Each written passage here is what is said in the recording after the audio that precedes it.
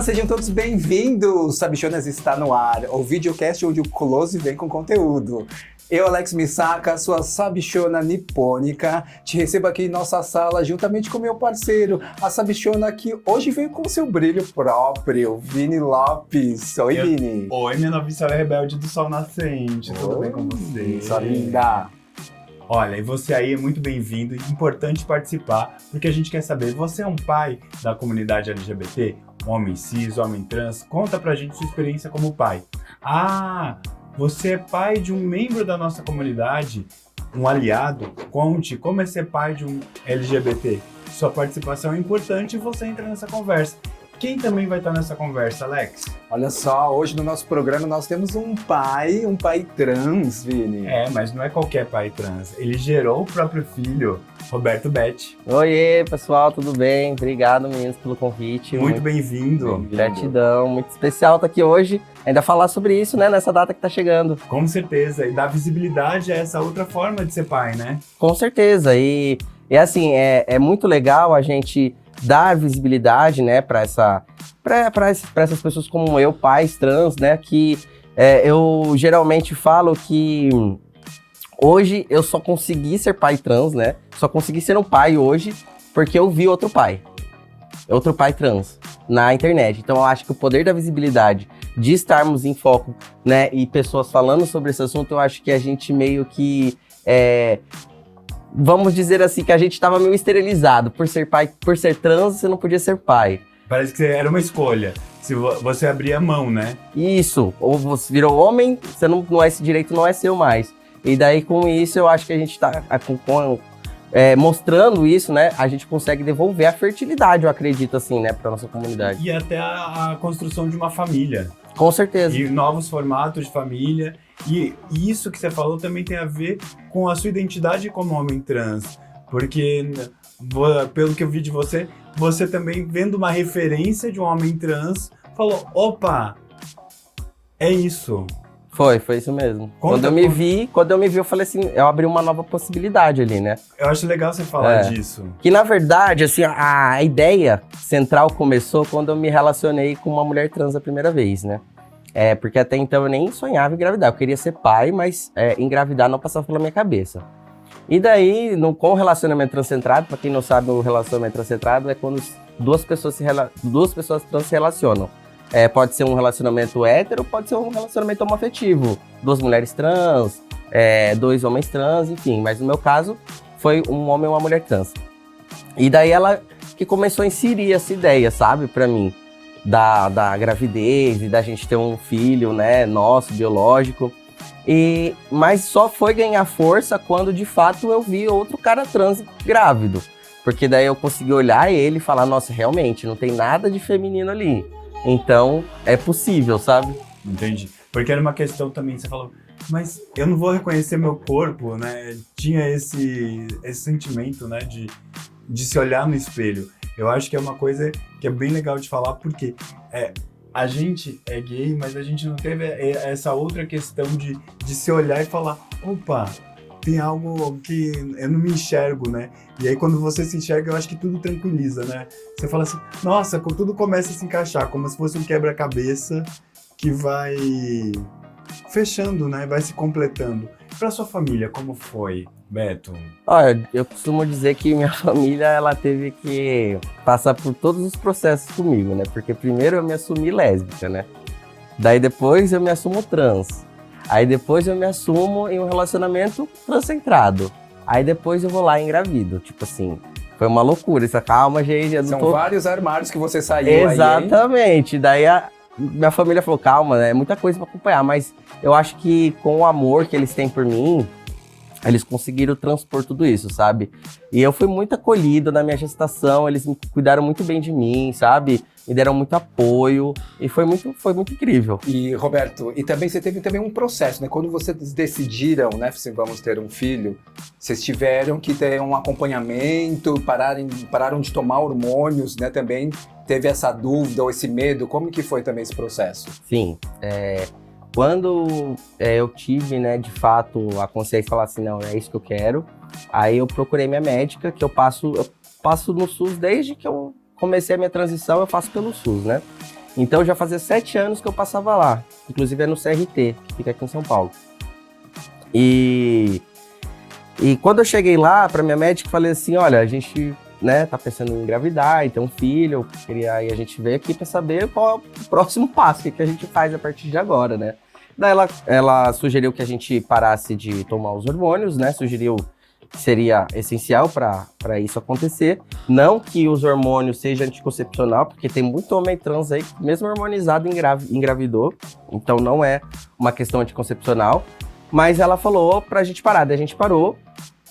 Aí eu fiquei 1 ano e meio, né, sem tomar testosterona, e ela também não tomou mais nada, pra conseguir voltar a ciclar, né, que voltar ao meu ciclo novamente. E daí sim que veio, depois do 3º ciclo, que veio o positivo da gestação. Então demorou um tempo aí nesse... Olha, imagina a ansiedade. É. Né? Não, rolou muitas coisas nesse meio. A gente brigava, porque porque é assim, né? Quando a gente bateu o martelo e falou assim, é isso, vamos ter um filho, é isso que a gente quer. E daí tudo à nossa volta começou a se construir e ser projetado para essa criança chegar, sabe? Então, assim, a ansiedade era muito grande, parecia que a vida tinha parado pra esperar essa criança, sabe? E no meio disso, alteração hormonal, né? Exatamente. Porque você tava 7 anos tomando, parou de tomar, ela também, por um período tomando, Sim. parou de tomar, imagina a alteração hormonal. Com certeza, a gente ficou louco dentro de casa, assim. Foi 1 ano e meio pirados os dois dentro de casa. Então aconteceram muitas coisas, tanto que quando o positivo chegou, eu não acreditei, porque meio que a gente já tava meio que separado, já fazia uns 3 meses morando na mesma casa, mas tipo assim, não quero mais saber de você, e é isso. E daí o positivo chegou, porque a gente tava nessa loucura, né? E quem descobriu a gestação foi a mãe dele. Porque do nada me deu vontade de comer conserva, menino. Assim, comer picles, cenoura em conserva, sabe? Tudo conserva. Tudo conserva. Daí eu comprava os potes e comia e não dava conta. Eu falei, não, eu vou no mercado, eu vou fazer minha conserva. Eu fui no mercado, fiz uma compra de batata, de nabo, de um monte de coisa. E daí eu cheguei em casa, eu fiz bacias de conserva. Ela falou, assim, não tá normal. Eu falei que tá normal, menina, eu gosto de comer conserva mesmo. Tipo. E daí ela comprou um teste e deixou lá, no banheiro. Aí na época eu tinha uma hamburgueria, e daí eu chegava em torno de 1 da manhã, mais ou menos. Aí eu cheguei em casa, fui tomar um banho, eu olhei lá, um teste. Falei, o que é isso aqui? Ah, só pra fazer, né, pra ver, né? Mas não tem como, porque a gente já tava separado, né, a gente tava brigado há 3 meses. Não tem como, não tem como acontecer. E daí beleza, e ficou esse teste lá em cima. E daí, um certo dia, olhando ele lá, falei, você quer saber? Já tá aqui, eu vou fazer mesmo, só pra, né, tirar da frente. Uhum. E daí fiz, entrei no banho, tomei meu banho. Quando eu saí, menino, tava lá, 2 pauzinhos, positivo. Não, nem foi de pauzinho, foi um que dá até as semanas, tava lá. Dava semanas? Tava lá, positivo, 6 semanas. Nossa. Mais de 6 semanas. Falei, não é possível isso. Aí eu desci. Na hora que eu desci, eu falei, isso aqui tá errado. Era umas 2 horas da manhã, isso aí. Isso aqui tá errado. Ela ficou assim, quando ela olhou, ela ficou desesperada, começou a tremer. Eu falei, pede outro teste agora. Aí a gente vai lá no aplicativo, pedir outro teste. Aí chegou outro teste, eu fiz de novo, deu positivo de novo. Esse dia a gente mal dormiu, assim, porque foi uma mistura de nervosismo, com ansiedade, com confusão, um monte de coisa. E daí no outro dia a gente acordou cedinho e foi fazer um exame de sangue. Pra confirmar. Pra confirmar. Aí demorou também 24 horas pra ser o resultado, e aquela ansiedade, sabe? E daí, na madrugada, a gente entrou no site do laboratório e tava lá. Beta-HCG, não sei quantos mil. Aí a gente foi olhar o que significava aquilo. Olha, aqui tá falando que é grávido. Tá grávido. Aí eu falei, meu Deus, será mesmo? Vamos fazer então uma ultrassom. Que eu não queria aceitar. Você não queria aceitar? Não queria aceitar, porque tipo, eu já tinha meio que tirado essa ideia. Não é tirado, frustrado. Eu tava frustrado, eu falei assim, não quero mais também agora.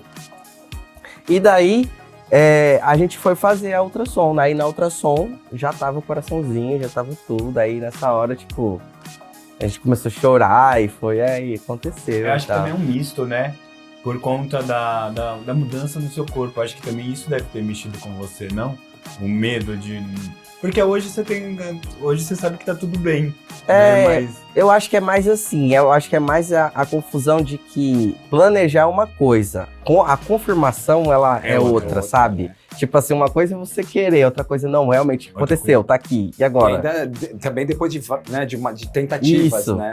Acho que dá um choque assim, sabe? Ai, será que eu vou dar conta? Ai, será que era isso mesmo que eu queria? E daí foi um choque momentâneo, que passou rápido. Sim. Passou E a bem sua rápido. gestação foi tranquila?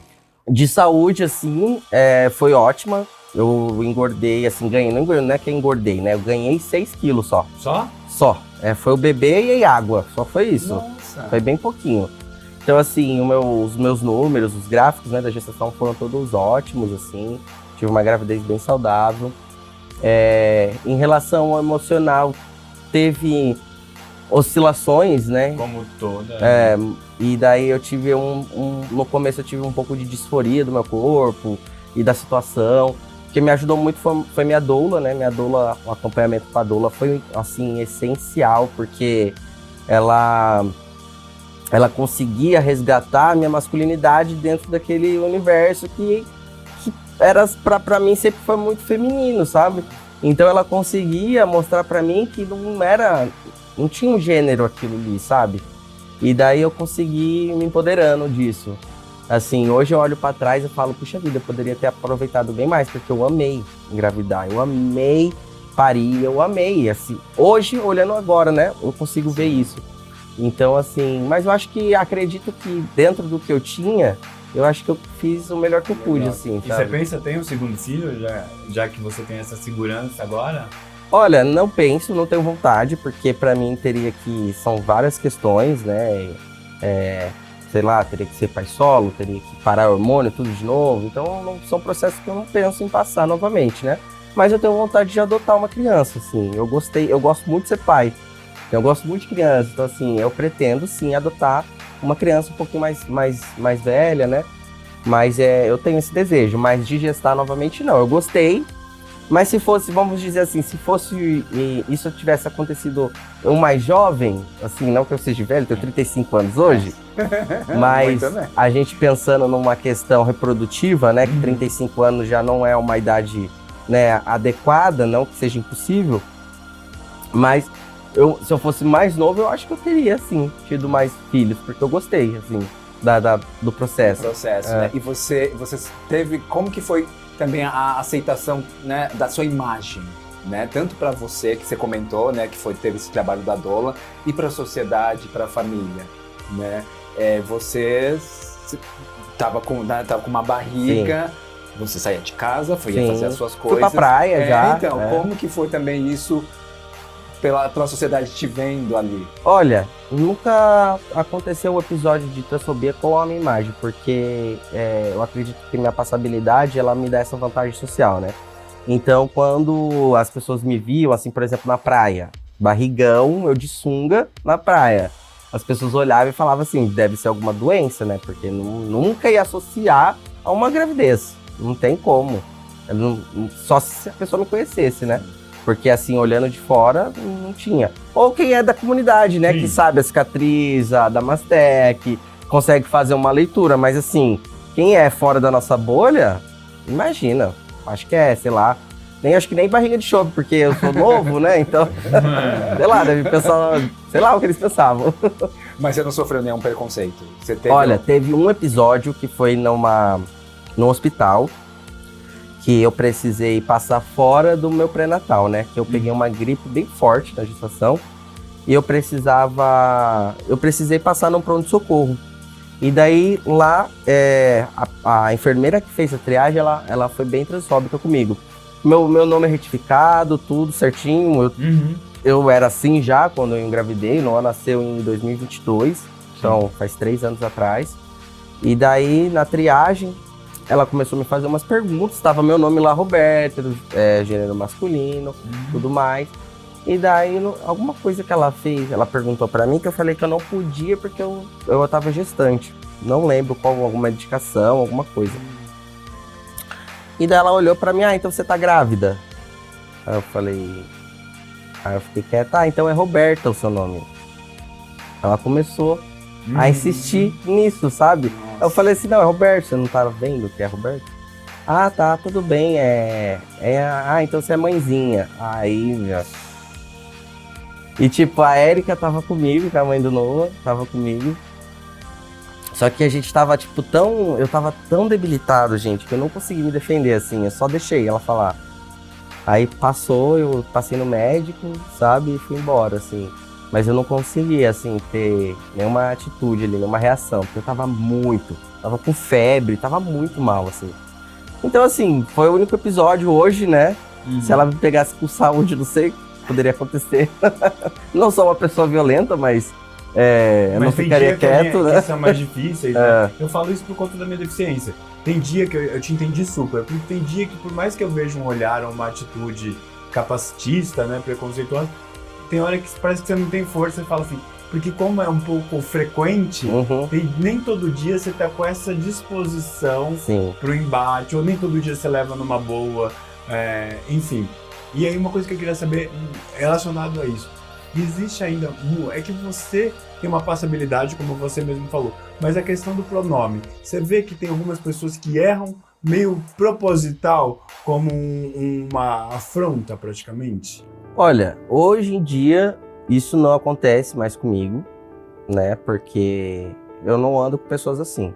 Então, eu acho que isso é muito do filtro das pessoas que a gente anda mesmo, do ambiente que a gente frequenta, né? Se a pessoa ela já tem essa tendência, tipo, de acontecer um episódio desse, primeiro ela tem que te conhecer, ou ela tem que se aproximar, ela tem que saber quem você é, para ela fazer isso, né? Então, assim, eu consigo identificar pessoas assim, eu já nem deixo entrar no meu ciclo, né? Na minha vida, no meu conviver ali.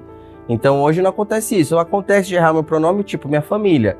Mas não por maldade, eu vejo que não é maldade, por um costume de que desde que eu nasci me chamam de uma forma e às vezes acaba escapando ali, mas rapidamente eles entendem e se corrigem, sabe? Não é uma maldade, mas assim. Mas aí eu também vejo um vídeo seu que é muito legal, em que você agradece a Elizabeth por ter aberto espaço pro Roberto chegar. Então eu acho que você também encara dessa forma, né? Até quando eles acabam confundindo, também tem esse olhar, né? Ah, com certeza, como eu te falei, eu sei que não é, a pergunta foi se alguém faz na maldade, né? Se faz ali pra confrontar. Porque às vezes a gente sente que não é declaradamente uma maldade, mas é aquela cutucada. E eu não me refiro nem a pessoas próximas, mas quando vai, sei lá, numa padaria, quando você vai em alguma atividade cotidiana. Por isso que não acontece comigo, por causa da minha passabilidade, porque ninguém erra, sabe, o meu pronome hoje mais. Faz muitos anos já que ninguém erra meu pronome. Então não é uma coisa que eu vivo hoje, sabe, pra te falar. Mas já aconteceu lá atrás de ter episódios assim, e é bem desconfortável, né? Eu já passei por isso, óbvio, já passei. De errarem assim de propósito. É isso que... Na internet acontece muito isso, né? Nos comentários dos vídeos, em mensagens, né? Quando viraliza esses vídeos, geralmente quando eu falo da minha gestação, da minha transição, esses vídeos geralmente rompem a bolha e vai para um lugar bem trash, né? Da internet. E daí a gente chega muito hater lá. E nesses lugares existe isso. Só que não me atinge mais, assim, não é uma coisa que me chateia, que eu também nem fico lendo. Eu comecei a hackear esse negócio da internet e entender que essas pessoas que estão lá comentando essas coisas estão falando sobre mim. Quando você entra no perfil lá, você vê um padrão, sabe, de perfil mesmo das pessoas que comentam essas coisas. Então você vê mesmo que o rolê ali, que tá mal resolvido é com eles. É com eles, não é seu, né? Exato, então eu nem pego pra mim. A minha terapeuta fala, se o carteiro vai levar uma correspondência que não é toda, você vai abrir? Você vai pegar, você vai falar, ok, não, manda embora de volta que não é sua. Fechou, é isso que eu faço. Ótima dica, ótima Isso dica. É ótimo. E como pai, você acha que tem uma diferença, por exemplo, um pai hétero, um pai gay, um pai trans? Você vê, né, hoje, você acha que tem alguma diferença ou alguma, por exemplo, até de questões de, hoje como pai trans, com um filho, você enfrenta alguma preocupação do seu filho na escola? Na sociedade, você tem uma preocupação dessa também? Olha, com certeza, sim, porque, assim, o bullying, ele tá aí pra todo mundo, né? Eu acho que se você não treinar o seu filho, educar o seu filho pra enfrentar o mundo lá fora, ele vai ser devorado, porque a gente vive numa cadeia alimentar onde o mais forte se alimenta do mais fraco. Se o seu filho não reagir, e quando eu falo assim, reagir, eu não tô falando de violência, nem nada disso. Acho que, assim, às vezes a gente precisa agir de uma forma mais forte, mais firme ali em algumas ocasiões, sabe? Porque, como eu digo, abusadores, vamos dizer assim, os que vão abusar de uma criança na escola e praticar um bullying, eles vão ver que é uma criança que não reage, que não, sabe? E Que tem não... ferramentas ali pra Exatamente, que sempre vai aceitar aquilo caladinho. Eles não vão mexer com outra pessoa que reage da mesma forma que eles ali, entendeu? No embate, enfim. Então eu digo que assim, independente de que pai você seja, você tem que educar e treinar seu filho para se defender. Tanto fisicamente como mentalmente. Mas dentro do nosso recorte LGBT, tanto um pai gay, tanto um pai trans, com certeza as provocações vão ser muito piores. Então eu acredito que assim, né, a gente fortalecer a nossa imagem para os nossos filhos através da admiração. Porque se um dia ele escutar, foi o seu pai que engravidou de você, ele vai falar, é mesmo, e aí? Mó da hora, cara, eu gosto pra caramba aí, qual é o seu problema? Tipo, entendeu? Diferente se você tratar isso como um tabu. E daí quando a criança recebe isso, quando ela receber isso, ela vai se sentir acuado, triste, realmente, né? Tem algo de errado comigo. Então eu vejo por esse ângulo as coisas, sabe? Mas com certeza, dentro desse contexto, eu acredito que pra gente é um pouco mais desafiador, né? Ainda mais porque eu sou uma pessoa exposta, então assim, as pessoas vão saber quem é o pai dele, ele pode passar por episódios assim, então a ideia é educar e treinar ele a estar preparado para essas ocasiões, né? Mas é o legal que você tá falando que é de uma forma natural, né? Não é com aquele dedo, tipo assim, eu sou um pai trans. Não, é natural. Natural. Né? Hoje eu ele sou já seu sabe. pai. Ele vê minha foto lá, ele sabe que você vai no papai. E sou trans, e não nessa coisa de preocupação de medo, né? Isso que é bom, tem que vir de casa mesmo, né? Tanto essa segurança também que você dá pro seu filho. Obviamente, tanto que a gente tem amigos, outros pais trans, a gente convive. Ele tem amiguinhos que também tem outros pais trans, sabe? Tanto pais LGBT, então assim, a introdução acho que tem que começar desde sempre, pra ele ver que é comum ter família assim. Ontem mesmo a gente tomando banho, ele falou assim, quem é que ele falou? Que tem 2 papais. Eu falei, sim, fulano de tal tem 2 papais, você tem um papai e uma mamãe, tem o Antônio, que é o outro amiguinho dele, tem 2 mamães, e assim tem várias formas de família, né? Ouvindo.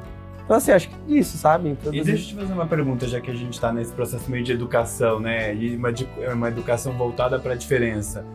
O que eu quero dizer assim, como que você explica, ou vai explicar para ele o que é ser um homem? Porque eu quero dizer, eu com 40 a mais, provavelmente o Alex com 40 a mais também, a explicação óbvia que a gente recebia é meninos têm pipi, meninas têm pepeca, e isso definia um homem lá nos anos 80, na minha infância, né? E a gente sabe hoje que ser homem é muito mais do que o órgão genital. Mas eu queria ouvir de você, o que é ser um homem? Se ele te perguntar assim, o que é ser um menino, o que você falaria pra ele? Olha, é assim, né? É uma pergunta bem complexa, né? Até porque hoje a gente entende que os papéis de gênero não mudaram e com certeza estão cada vez melhores. Não está existindo um papel de gênero dentro da sociedade, mas assim, vamos dizer de uma forma mais, né?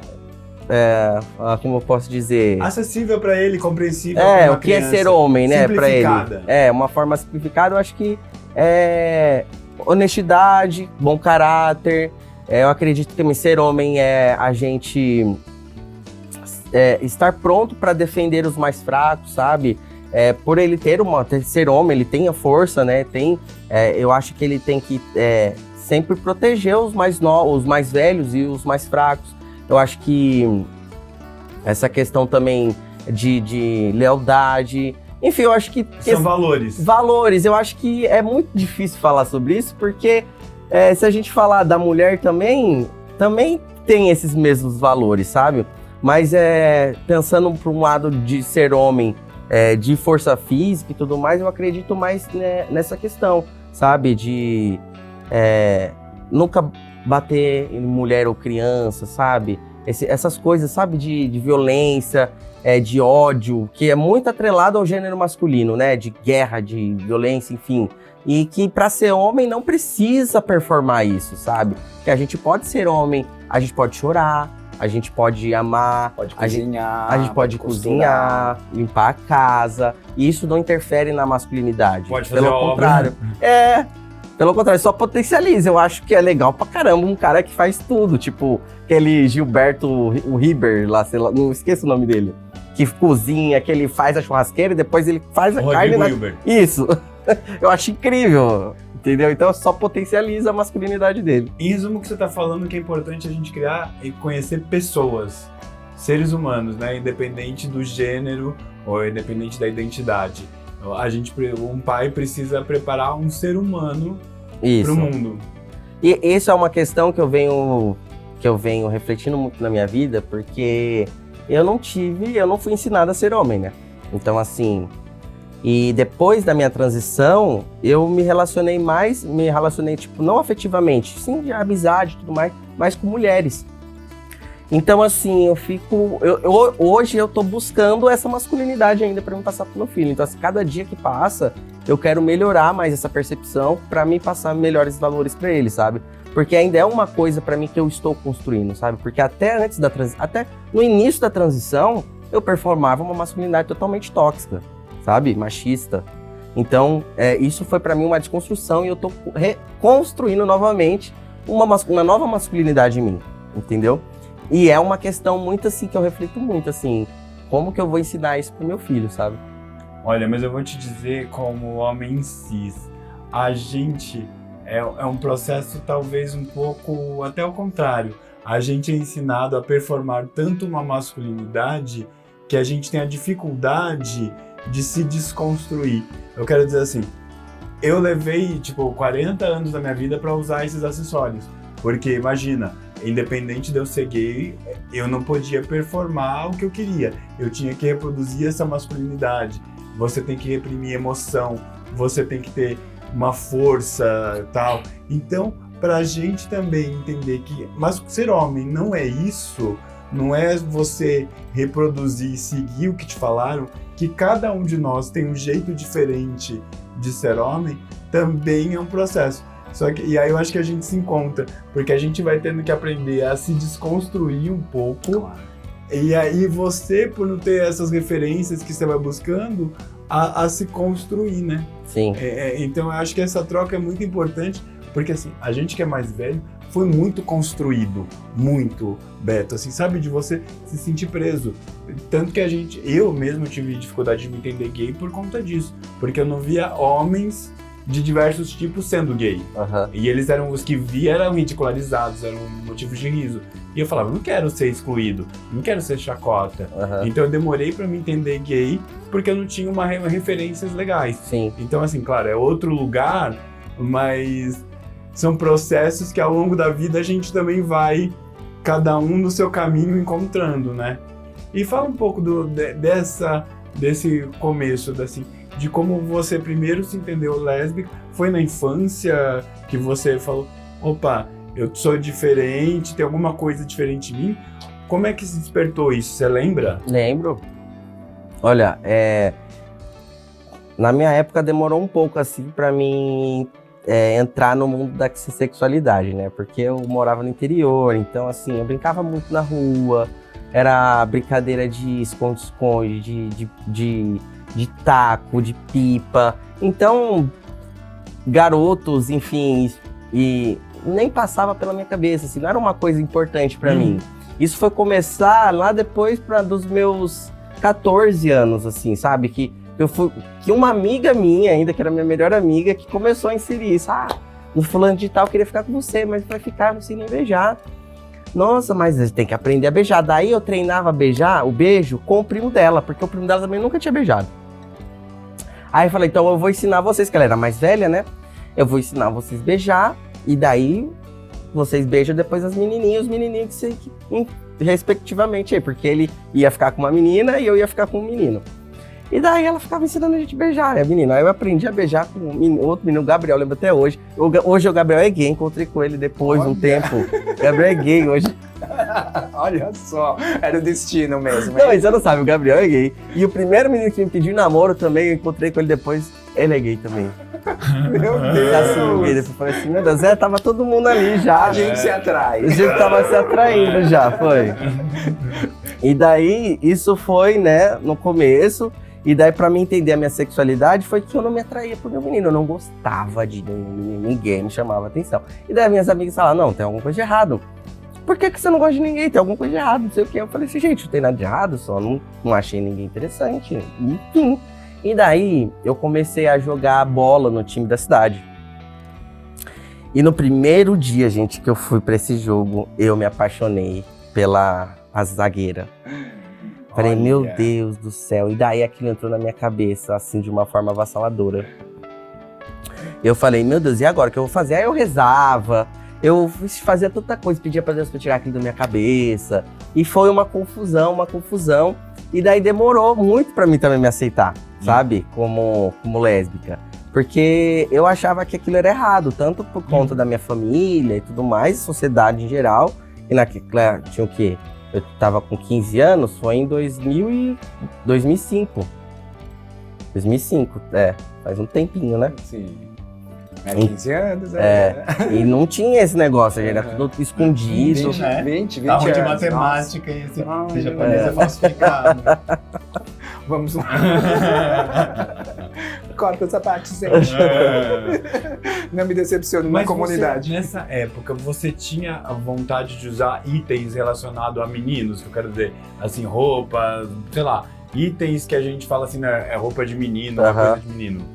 Então, depois que eu comecei a jogar bola, eu comecei a, como eu posso dizer, a me conhecer melhor, sabe? Tipo, porque eu tinha referências ali, sabe? Porque até então o que era me dado era aquilo, sabe? Era aquilo que eu tinha que usar. Nunca gostei de roupa justa, nunca gostei de calça leg, vestido. Minha mãe comprava, minhas irmãs compravam, eu não curtia muito usar. Já cheguei a usar, sim, com certeza, já cheguei a usar. Já me maquiei pra sair, já fiz muita coisa. Mas o que eu me sentia bem mesmo era com roupa mais à vontade, sabe? Camiseta. Gostava muito, na época minha mãe era casada com o meu ex-padrasto. E ele tinha um filho e eu gostava muito de usar roupa desse menino, velho. E tanto que lá tinha um bloco de carnaval que chamava Vai Quem Quer. Esse Vai Quem Quer acho que deve ter aqui também, né? Tem. Que troca, a mulher vai de roupa de homem, enfim. E daí eu me amava esse bloco, porque lá eu botava a roupa que eu queria e ninguém falava nada. E você assim, se sabe? sentia confortável. Era. Mas você tinha em casa aquilo que, sei lá, muitos meninos, a gente tem ao contrário, né? Tipo, engrossa a voz, não usa essa roupa, não sei o quê. Você tinha alguma, não digo nem censura, mas alguma orientação, uma educação no sentido de, vai colocar um vestido, vai se maquiar, vai não sei o quê. Muitas vezes a minha mãe, né, minha irmã falava, você só vai sair se você pôr uma maquiagem, você vai só vai fazer você botar essa roupa aqui. E daí comprava roupa e falava, e tinha isso não, isso é do seu irmão, isso não é seu, porque eu tenho um irmão que a gente cresceu junto, né, a gente tem 11 meses de diferença. Então, Nossa, 11 meses. 11 meses. Então, assim, eu e ele era uma disputa, assim, a gente se odiava na infância.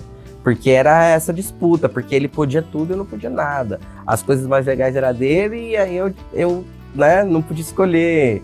E era assim, não que eu tive, né, minha família sempre deu o que pôde, mas era essa rivalidade mesmo. E hoje eu entendo que a rivalidade era porque eu queria ser tratado como ele, né? Eu queria ser visto como ele. E foi seguindo assim. Hoje a gente é parceiro, eu e ele. E quando você, aí voltando para aquele começo que a gente falou daquele ator, você tinha que idade quando você conheceu, ouviu fotos, viu filmes do ator trans que... Foi um ator, não foi, que você viu como uma referência de homem trans? Foi o Tarso. Isso. O Tarso foi no programa da Band, ele apareceu naquele... Pânico na Band. Pânico na Band. Eu tava com... Foi em 2015 isso. Tava com 25 anos. Não, foi antes, 2015 eu comecei meu tratamento. Foi em 2012. E aí quando você viu ele, você falou... Então, daí eu era casado com uma menina cis nessa época. E daí a gente tava assistindo, porque o sonho dela era ser paniquete. Então a gente sei lá quantas vezes na semana passava Pânico, a gente tinha que estar lá assistindo, né? E daí fez todo aquele sensacionalismo pra falar, nossa, que hoje a gente tem um convidado aqui, uma pessoa que vocês não vão acreditar e tal. Aí quando o Tarso apareceu e falou que na verdade o nome é Tereza. Aí, né, aquele rolê todo que hoje a gente sabe o quanto foi péssimo aquilo. Cruel, transfóbico. Total. E daí quando eu vi, eu falei, tipo assim, foi como se eu tivesse tomado uma pedrada, gente. Porque eu não imaginava que era possível se transformar daquele jeito. Porque sempre existiu travesti, mulher trans, só que dentro do meu entendimento ali, dentro das coisas que eu vivia, nunca uma travesti foi relacionada a uma mulher trans. Pra mim era como se fosse, pra mim hoje, no entendimento que eu tenho hoje, como se fosse uma drag. Que não era, entendeu? Que performava um homem que se vestia de mulher, né? O drag, né? Mas eu nunca tive um entendimento que já existia. Então eu nunca tive essa referência da mulher trans, porque dentro do meu mundo não tinha essa visão. E daí quando eu vi o Tarso, eu falei assim, meu Deus, é possível. Olha aí. E daí foi uma loucura esse dia, eu mal dormi, assim, muito ansioso. No outro dia, a academia abria, sei lá, 8 da manhã, eu corri lá pra falar com o meu personal. Mostrei as fotos, os vídeos, falei, olha, eu quero ficar assim, é assim que eu sou e tal. E daí ele me ajudou, assim, nos hormônios, e começou a falar, tá bom, você vai ter que tomar isso e isso. Não tô querendo falar, não façam isso, porque é perigosíssimo. Mas aí é legal entrar no assunto que você falou um pouquinho antes, que é o tratamento que você faz no SUS. Isso. Conta um pouco desse tratamento, porque às vezes quem tá vendo a gente tem curiosidade, tem alguém na família, um amigo. Como é esse tratamento, Beto? Divide com a gente. Como é esse acompanhamento? Esse é um acompanhamento que eu faço no SUS desde 2015. Lá eu demorei mais ou menos 1 ano para conseguir vaga lá, porque eu acho que na época tinham poucos, né, ambulatórios trans, mas hoje tem bastante. É um atendimento que não sei como que funciona em outros estados, né, mas aqui em São Paulo a gente tem diversos ambulatórios trans que faz esse acompanhamento, desde com todos os profissionais, né, psicólogo, endócrino, enfim, tudo que a gente precisa. E exames, você faz a rotina toda lá. Então, a cada 3 meses, né, eu faço meus exames, eu tomo minha testosterona e tudo cedido pelo SUS. E daí, quando eu comecei lá em 2015, eu já tinha meio que barba, eu já tinha meio que tava um pouco, né, o processo de transição tava acontecendo. Então, eu comecei a tomar os hormônios lá e não parei mais de tomar lá. Daí eu sempre, desde então eu passo por lá. Até na gestação, o meu pré-natal foi lá também. E eu nunca mais saí desse ambulatório. E foi ótimo, assim, porque lá, né, eu tive clareza de muitas coisas, assim, do que podia, do que não podia. Porque quando esse start veio na minha cabeça, nada mais importava. Tipo, o que importava era eu me olhar no espelho e me ver daquele jeito. Até por isso que você começou de um jeito não recomendado. Exatamente. Era tanto a sua vontade, seu desejo de agora eu me identifiquei, agora eu sei quem eu sou, que você quis começar e começou de um jeito atropelado. Exato, e não tinha tantos recursos como hoje. Hoje você abre a internet, se você botar lá que é trans, como iniciar uma transição, você encontra diversos artigos, diversas coisas pessoas falando sobre isso. Na minha época não existia nada disso, né? Nem influenciador, acho que influenciador, nossa, tinha pouquinhos, acho que o Luca, que tinha o Transdiário, sei lá, nem lembro mais, assim, que eu fui conhecer influenciador do Brasil muito depois. E falando como influenciador, o legal do seu trabalho como influenciador é que você não fica só nessa pauta de homem trans, de pai trans, você também desenvolve outro trabalho, que é de fazer as reformas, que é o Transformando, e aí isso mostra a sua plenitude como pessoa, né? Você não fica restrito só a essa pauta. Sim. E você começou isso para ter mais tempo pro Noah? Olha, disso você fala o quê? Da internet? Então, a internet ela entrou na minha vida justamente por conta disso, do Noah. Quando o Noah nasceu, eu tinha uma hamburgueria. E depois de 15 dias que o Noah nasceu, eu precisei voltar a trabalhar. E voltar a trabalhar na chapa, porque o chapeiro pediu as contas, sabe? Não tinha chapeiro. Então eu tive que ir pra chapa, porque eu era o único que sabia fazer os lanches. E de 15 dias eu tava lá numa chapa com 4 bocas fazendo lanche. Depois de um parto de 12 horas. Depois de um parto, assim, sabe? E daí, ele no começo, ele dava muito, recém-nascido, né? A gente não sabe, não vem um manual, a gente tá aprendendo. Então, assim, todo recém-nascido tem uma certa demanda diferente, né? E daí eu comecei a entender que, tipo, ele precisava mais de mim do que a hamburgueria. Então eu precisava tomar uma decisão ali, o que eu ia fazer? Eu ia continuar na hamburgueria, trabalhando, né, full time, porque é assim que a gente trabalha quando a gente tem um negócio. Não é só quando da hora que abre, a hora que fecha. Quando fecha, você tem que limpar, organizar, no outro dia tem que fazer compra, tem que fazer financeiro, tem que fazer organização, tem que fazer tudo, você faz tudo, né? E daí eu falei assim, não, eu preciso cuidar do meu filho, eu quero estar presente da vida dele. Eu já fazia algumas coisas na internet, eu falei assim, se eu focar na internet, talvez eu consiga, né, enfim, viver disso. Tem uma flexibilidade de horário. E viver disso, né, porque até então eu não vivia, foi um tiro no escuro que eu dei. Porque eu larguei tudo, eu não vendia minha parte, eu deixei pra trás e saí. E foi isso, mergulhei, assim, na época a mãe dele, né, me apoiou bastante, né, a gente conversou, até porque a gente era casado, então era tudo nosso, não tinha o que era meu, o que era dela, enfim. E ela me apoiou bastante nesse começo. E deu certo, assim, não me arrependo. Graças a Deus eu fiz isso. Hoje eu entendo que não só da forma profissional, mas o quanto é importante, né, o meu trabalho hoje.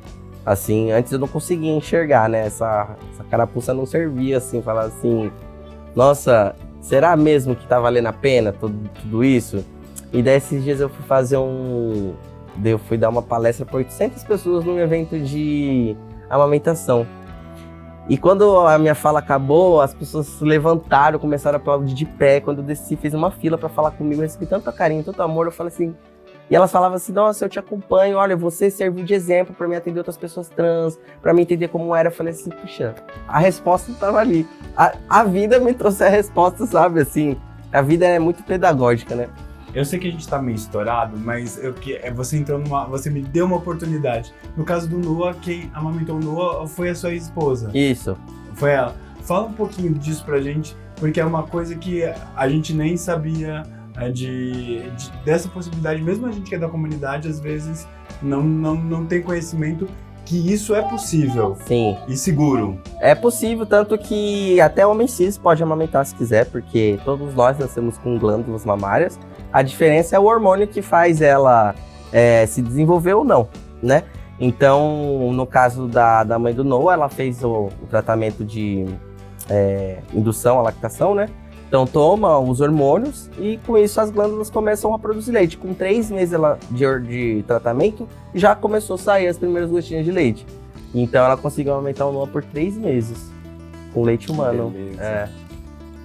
E agora, Roberto, vamos bater um leque aqui comigo? Vamos. Deixar um pouco mais leve, divertido aqui, vamos? Vamos, bora lá. Aqui é como se fosse um ping-pong, né? Eu te dou aqui, vou te falar 2 opções, Ai, daí Deus. você escolhe uma e dá uma justificativa rapidinha. Coisa simples. Tá.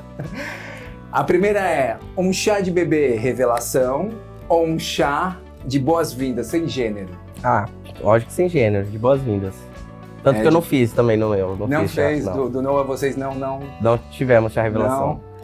Mas também, se quiser fazer, eu acho que assim, cada um tem seu filho. Sim, claro. E vai fazer da forma que quiser. Pra mim, eu prefiro só de boas-vindas. Boa, boa. A próxima é Tarso Brant ou Linda Quebrada? Tarso. Tarso. E daí você comentou, né, que ele foi a referência. Ele foi a minha referência foi marcante. de transmasculinidade, E agora uma indicação, uma referência de... Você tem alguma outra... algum outro pai trans? Ou uma, né, um homem trans que você também pode ser... de referência? Tem o Clayton Bittencourt, é um menino trans lá do Rio de Janeiro. Ele tem 2 crianças, o Ariel de 2 e esqueci o nome da bebê dele, meu Deus, mas ele tem 2, ele foi muito corajoso, fala menino, e a gente é parceiro, a gente se fala todo dia, ele vai na minha casa, eu vou na casa dele, então assim, ele, além de ser meu parceiro, eu admiro demais a coragem que ele teve, é pai solo mesmo, ele não tem ajuda da parte, né, da genitora, Então, assim, eu falo, nossa, você é guerreiro, amigo. Porque pelo menos eu ainda tenho a minha guarda alternada ali, né? Agora, cuidar sozinho, literalmente em tudo, de 2 é barra. Que legal, que legal. E a última coisa, eu queria que você deixasse um recado aqui pros sabichonas, né? Da sua história, né? Ou de uma criança que possa estar, né, num conflito, né, também de gêneros, tal. Contar o que... Deixa um recado aqui, uma dica. Olha, a dica eu acho que não é só para pessoas trans, pode ser para qualquer pessoa, assim, que eu vi. Eu acho que na nossa vida o que importa mais é a gente ser quem a gente é, independente do que for, sabe? Hoje na minha vida, a coisa que eu mais me orgulho foi de ter feito isso, sabe? De ter seguido meu coração em todas as escolhas que eu tive, não só de transição, de ter filho, profissional. Toda vez que eu segui meu coração, eu me dei bem. Entendeu? E às vezes a gente fica na dúvida, porque a gente não vê um caminho, a gente não vê uma luz, uma estrada para pisar. Mas eu tenho uma frase que eu gosto muito, que Deus bota o caminho quando a gente põe o pé na frente. Se a gente não der o primeiro passo, não vai ter caminho para pisar. Então, assim, tudo que o coração tá mandando é a vida que tá chamando, sabe? Então a gente tem que ser prudente, obviamente, mas nunca vai existir um momento ideal. O momento ideal é o agora, é o aqui, é o agora. E a gente tem que fazer com o que a gente tem disponível, os recursos que a gente tem disponível. E é isso, ser feliz. Que a vida passa, né? Sensacional, sensacional. Quero agradecer muito aqui, Roberto, pela sua presença. Obrigado. Nossa, compartilhar um pouco da sua vida, da sua história. Guerreiro, muito, né? E você já se considera, então, é uma sabichona já, né? É um de nós. Praticamente. Né? E vamos agradecer aqui também a nossa equipe, a produção, a produtora Atom Filmes, a nossa diretora Grazi Caparelli. Quem mais, Vini? E agradecer os parceiros que viabilizaram a gente estar aqui. Um deles é o Rick Fontinelli, do @Ideias Diferentes, que fez o design do nosso cenário. E com ele, o pessoal da De Propósito Design, que trouxe o mobiliário. Jardim das Coquedamas, que trouxe o verde para o nosso cenário. Nagaro Leques Contemporâneos, que nos cedeu os leques.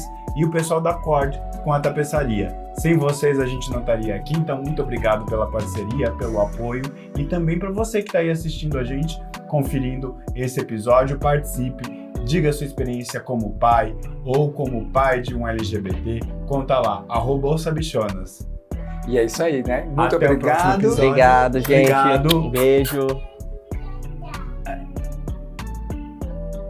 O Noah também falou O tchau. Noah também falou tchau.